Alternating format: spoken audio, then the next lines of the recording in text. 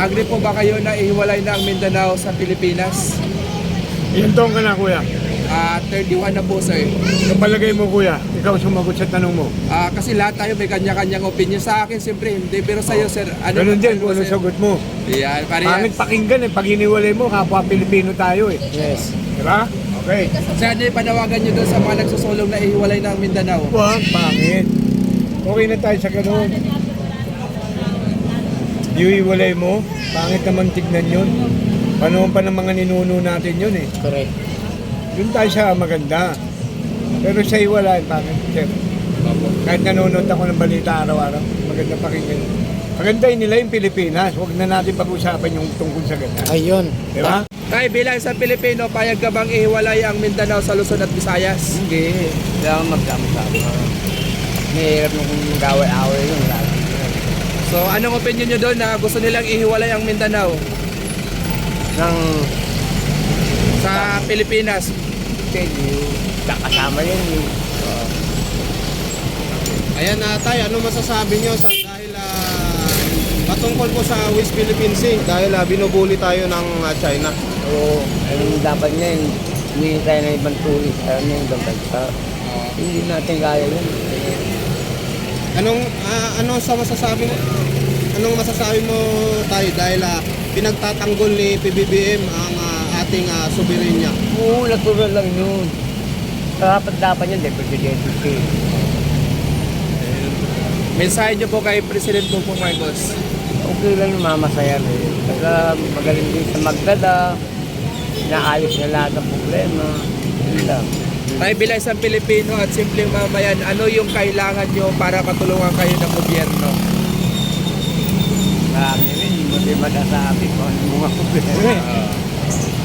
Pinaka-main na kailangan nyo, ano yung gusto nyo matulong ng gobyerno sa inyo? Siyempre, maging maganda buhay natin. Maging magandang buhay. Salamat tayo. Dito tayo.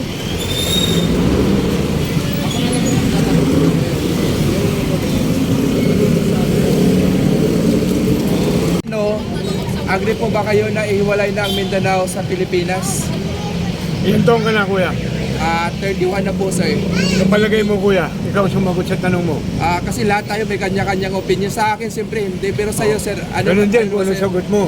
Yan, Pangit pakinggan eh. Pag iniwalay mo, kapwa Pilipino tayo eh. Yes. Diba? Okay. Sir, ano yung panawagan nyo doon sa mga nagsusulong na ihiwalay na ang Mindanao? Huwag, pangit. Okay na tayo sa ganun. Iiwalay mo, pangit naman tignan yun. Panahon pa ng mga ninuno natin yun eh. Correct. Yun tayo sa maganda. Pero sa iwalay, pangit. Sir. Kahit nanonood ako ng balita araw-araw, maganda pakinggan. Magandahin nila yung Pilipinas. Huwag na natin pag-usapan yung tungkol sa ganda. Ayun. Diba? Tamang-tama tayo yung Agree. sinabi mo. Oo. Diba? Tay, about po sa West Philippine Sea, tay, na Isa pa binubuli rin ang yan. Pilipinas, tay. Isa pa rin Ngayon, yan. sabi ng iba, bitawan na lang daw para wala ng gulo at para Ay, hindi hindi na daw mo mabuli. pwede yun. O tayo, Pilipino tayo eh. Hindi mo pwedeng mapunta sa Chinese yan. Sa atin dapat yan. Kahit naman kayo, ninuno nyo na yun ang ipaglalaban eh. Sa atin yan. Hindi dapat nilang kunin yan.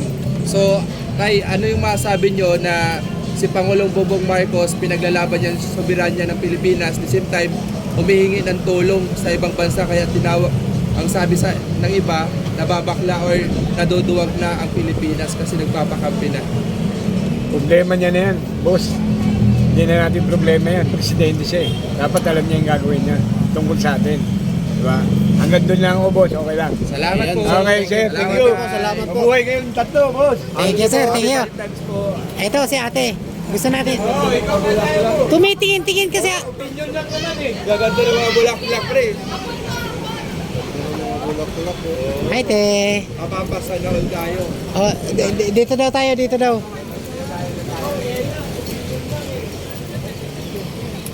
Ay, kuya. Baka pwede ka matanong kahit saglit. Nagmamadali ako. Vlog namin. Ano lang, question lang po. Bilang isang Pilipino, agree po ba kayo na ihiwalay ang Mindanao sa Luzon at Visayas? Hindi po. Sa tingin mo, bakit hindi?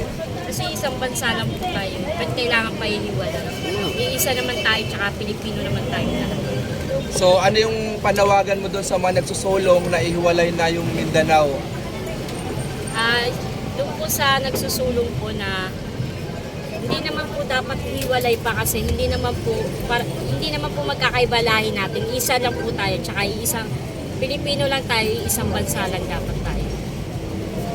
Mother, tanong ko lang, kung sakaling matuloy na maihiwalay ang Mindanao, ano yung nakikita mong possibility na mangyayari sa bansa or sa Mindanao pag nahiwalay? Siyempre po, unang-una po talaga magkakagulo po. Kasi hindi na po magkakaroon ng peace of order talaga tayo. Tsaka, yung kumbaga po yung mga tao, siyempre, hindi naman po tayo pare-pareho ng pananaw. Yung iba po, magagalit talaga. Siyempre, magkakagulo po talaga pag hiniwalay po yung Mindanao sa Pilipinas.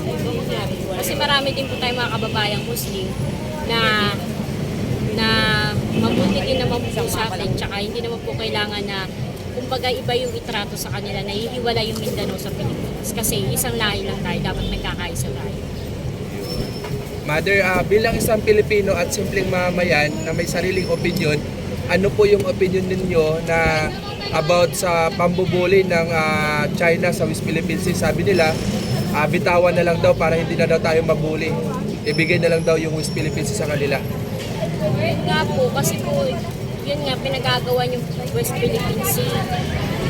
Yung kumbaga sa bansa natin, hindi talaga natin kaya tutusin yung China. Kumbaga sa realidad talagang wala tayong kakayahan na labanan yung China. Pero karapatan pa rin po ng Pilipinas tsaka ng mga mamayang Pilipino na ipaglaban yung karapatan natin lahat. Yun nga po, minsan po talaga na hindi naman natin saklaw lahat. Kaya yung iba po, yun nga, yung parang gusto na nila bumitaw kasi wala nga daw tayong kakayahan kasi nga maliit na bansa tayo, malaking bansa sila. Marami silang kakayahan na ano ba to, kumbaga kung magkaroon man na sa kanilang gera, kawawa tayo. Kaya yun siguro na binubuli pa rin tayo. Hindi pa rin mabawa, na hindi gustong bitawan na rin ang Pilipinas kasi wala nga tayong kakayahan dahil malaking bansa nga.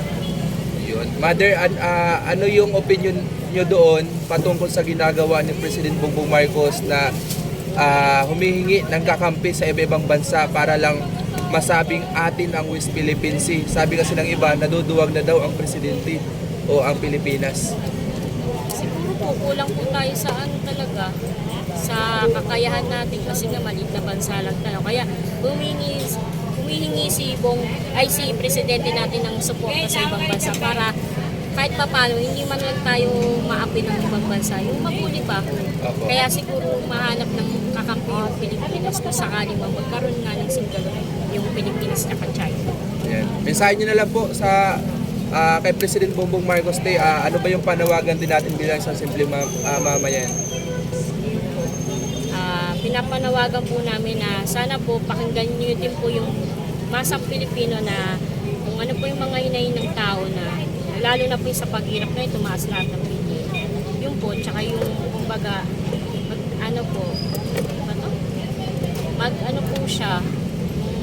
paglaban niya po yung karapatan ng Pilipinas kung sakali mo po. Ganun nga po mangyari. Salamat. Salamat po ate. Dito ka pa natin nakapwesto ate. Yan, Tay, magandang hapon po tay. Ito si tatay, magaling din to sigurado. Oh, ito si tatay. Hoy tay, Tay, magandang araw. Simple tanong lang kami tay. Bilang isang Pilipino, payag ka bang ihiwalay ang Mindanao sa Pilipinas? Sa tingin mo bakit ayaw mo? Basta ayaw. Basta Oo. Sa tingin mo tayo, kung sa tingin mo talagang maihiwalay ang Mindanao, ano yung nakikita mong possibility na mangyayari sa Mindanao? Basta yun na tayo, ayaw mo. Salamat tayo, thank you. Salamat. Si Mother, ano lang, kaya ka lang sa vlog namin, dito tayo. Dito tayo. Dito ka sa gilid, wasa ka saan tayo dyan. Beauty queen. Yan. Bilang isang Pilipina or Pilipino, agree ka ba na ihiwalay ang Mindanao sa Luzon at Visayas? Hindi. Pero yung bakit ayaw mo? Ano kasi naman hiwalay eh. Gusto ko anong din lang sila, naka-stay lang sila. parang love life. Kasado.